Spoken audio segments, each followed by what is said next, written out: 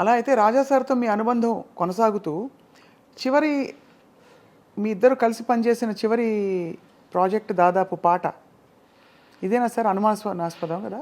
కాదండి, రీసెంట్గా నేను కేవలం లిరిసిస్ట్గా ఒక పాట రాయడానికి నన్ను చెన్నై తీసుకెళ్ళారండి. డైరెక్టర్ నేను కాదు, వేరే ఎవరో ఒక అబ్బాయి. ఆయన మీరు రాయాలని ఎందుకు పట్టుపట్టుంటారు అంటే? వినండి, ఎందుకంటే గోదావరి పాట నేను అన్నాను, మీది ఎవరయ్యా అన్నాను, మాది పోలవరం అన్నాడు. పోలవరం అయి ఉండి నన్ను గోదావరి పాట రాయమంటాయటయ్యా అన్నాను. సార్ మీకు తెలిసినట్టు మాకు తెలియదండి గోదావరి గురించి, మీరు రాస్తేనే బాగుంటుందండి. సరే అని చెన్నై తీసుకెళ్ళారండి. అక్కడికి వెళ్ళాక అన్నాడు, సార్ మీ సినిమాల్లో డ్యూయట్ మీరు ఒకటి చేయించి పెట్టాలి సార్ ఆయనతో అన్నాడు. ఏమైనా నువ్వు డైరెక్టర్ అయ్యింది నేను చేయించడం ఏంటి అంటే, కాదని మీరు చేయించండి. సరే అయితే నువ్వు రావద్దు అక్కడికి, నేను కూర్చుంటాను. రాజా గారితో నా టేస్ట్కి తగ్గట్టు డ్యూయట్ చేశానండి. చేస్తే రాజా గారు ఈ పాట నువ్వు రాయిరా ఆ 2 పాటలు నేను రాశానండి. మీకు వినిపిస్తాను, ఇప్పుడే వినిపిస్తాను, బాగుంటాయి. ఇప్పుడు అప్పుడు కలుసుకున్నప్పుడు ఒకేలా ఉంటుందా మీ అనుబంధం? అనుబంధం అంటే ఇప్పుడులాగా ఉంటాడు నాతో, ఏం తేడా ఉండదండి. ఇప్పుడులాగే నాతో. మీకు బాగా నచ్చిన పాట ఆయన పాటల్లో? మీ పాటలో అయిండొచ్చు, వేరే పాట అయిండొచ్చు, ఏదైనా అయిండొచ్చు. నాకు నచ్చింది పుది వార్పుగళ్ళు అనే సినిమాలో ధర్మవతి అనుకుంటాను రాగం. తందన నందన తాళంబరం పొదు రాగంబరం పళే భావంబరం మది చందన మల్లిగే వాసంబరం. తెలుగులో కూడా ఉందండి ఇది. అది కొత్త జీవితాలు ఏదో సినిమా. ఈ హాసిని యాక్ట్ చేసింది. ఒక్కసారి మీ గొంతులో వినాను. నా గొంతులో కాదు, మీరే పాడండి కావాలంటే. నేను పాడాను, నేను సినిమాలో 2 సినిమాలో పాడాను, దాని గురించి కాదండి. అది మీకు వినిపిస్తాను. ఆ పాట నాకు ఇష్టం. ఇంకా అలా అంటే కోకొల్లండి, ఇళయరాజాకి లైఫ్లో అద్భుతంగా ఆయన చేసిన పాటల్లో ఒక లిస్ట్ తీస్తే అండి, మాటే మంత్రము మనసే బంధము మంచి పాట. ఏం పాట? సీతాకోక. అలాగే కీరవాణి గారికి, ప్రొడ్యూసర్ మొరారి గారికి, ఇలాంటి కొందరికి చాలా ఇష్టమైన పాట ఆవేశమంతా ఆలాపనేలే, ఆలాపన సినిమాలో. అవును, అది చాలా అంతే కదా. అది ఎలా అంటే ఆ పాట కంపోజింగ్ చేసింది మధురైలో హోటల్ తమిళనాడు అని ఒక టూరిజం వాళ్ళది హోటల్ ఉంది. ఆ హోటల్ వెనకాల వేప చెట్టు కింద పొద్దునే కూర్చున్నాం ఇద్దరం, ఎదురు కూడా హార్మోనియం. అక్కడ పక్షుడు కోస్తుంది, దానికి ఆన్సర్కి నేను వాయిస్తున్నాడు. అలాగే చేస్తూ ఈ పాటలోకి వెళ్ళామండి. చేస్తే భలే పాట, భలే జ్ఞాపకం. అలా రాజా సార్తో మీది ఒక సుదీర్ఘమైన ప్రయాణం. మరి చాలా సినిమాలు చేశాం కదా. అంతేకాకుండా ఇంకోటి కూడా జరిగేదండి. నా సినిమా అక్కర్లా, వేరే సినిమా ఆర్ఆర్ జరుగుతున్నా వెళ్ళి కూర్చునివ్వండి అక్కడ. ఇంకా వేరే సినిమా ఏది జరుగుతున్నా ఇంకా నేను వెళ్ళి కూర్చునివ్వండి. నాకు అక్కడ తనే ఏం మాట్లాడపోయేసరికి ఇంకెవరు మాట్లాడతారు?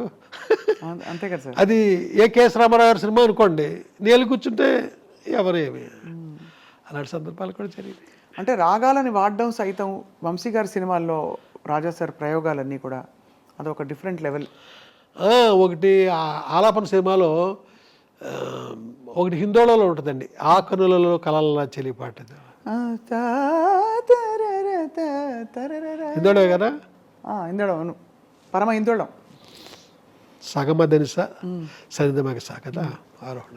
అలాగే ఖైదీ కన్నయ్య కాడు వీడికి అన్నయ్య వాడు, అంత చమత్కారమైన పాటకి చలనాట ఇచ్చి అసలు అదొక రేంజ్ సార్. దానికి అద్భుతమైన పాట రక్తి కట్టడానికి కారణం సీతారామ శాస్త్రి లిరిక్.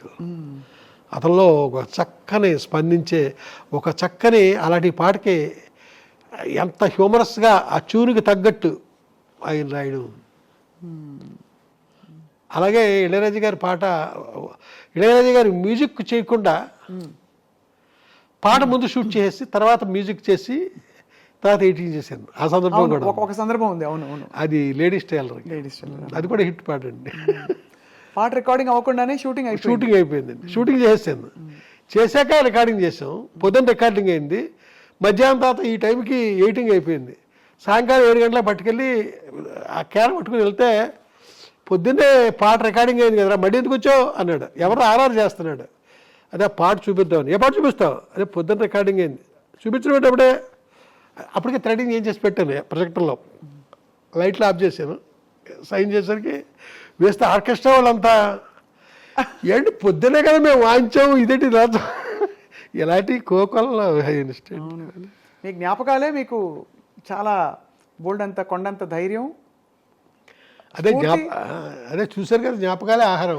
ఎన్ని జ్ఞాపకాలు ఉన్నాయి సార్? ఒకటి పొలమారిన జ్ఞాపకాలు, ఆకుపచ్చని జ్ఞాపకాలు, మాట్లాడే జ్ఞాపకాలు, ఇవన్నీ మీకు జరిగినవన్నీ మీరు బంధించి అందంగా.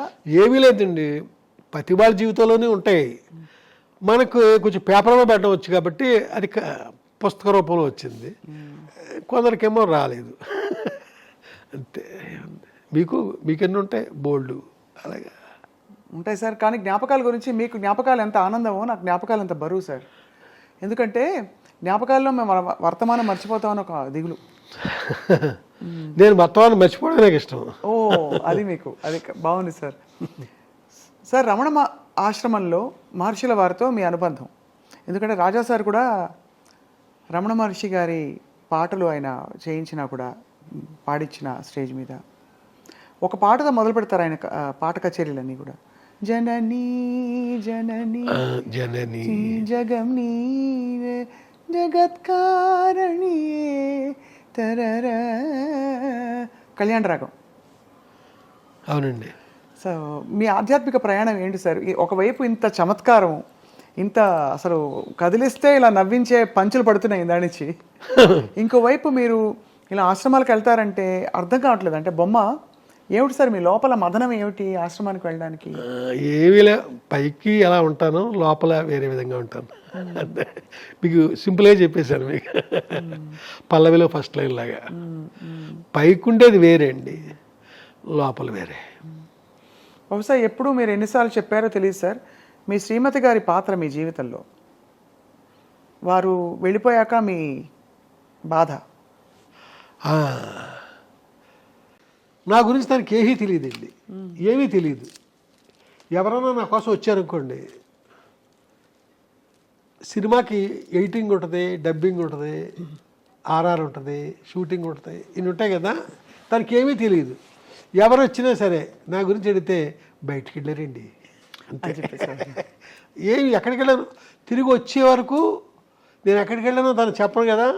అలాగే నేను బయట అవుట్డోర్ వెళ్ళాను అనుకోండి షూటింగ్కి, తను ఫోన్ చేయడం కానీ ఏమీ చేయదు. 4 రోజుల తర్వాత మళ్ళీ ఇంటికి వెళ్ళాకనే నాతో మాట్లాడేది. ఈ లోపల ఫోన్లు గిళ్ళు ఎప్పుడు తను చేసిన గుర్తులు లేవండి.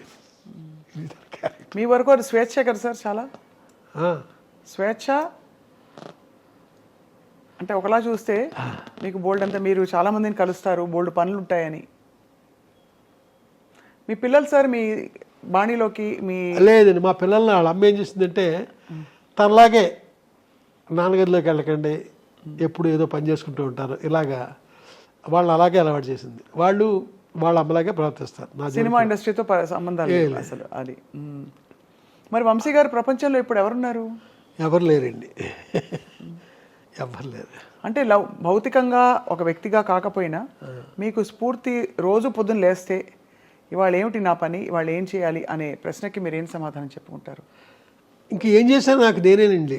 ఇంకా మా పిల్లలు కానీ నా వైఫ్ కానీ వాళ్ళు ఎవరో ఇక్కడికి ఇన్వాల్వ్ అయ్యి ఏమి చేసేది ఏమి ఉండదు, ఏమి లేదు.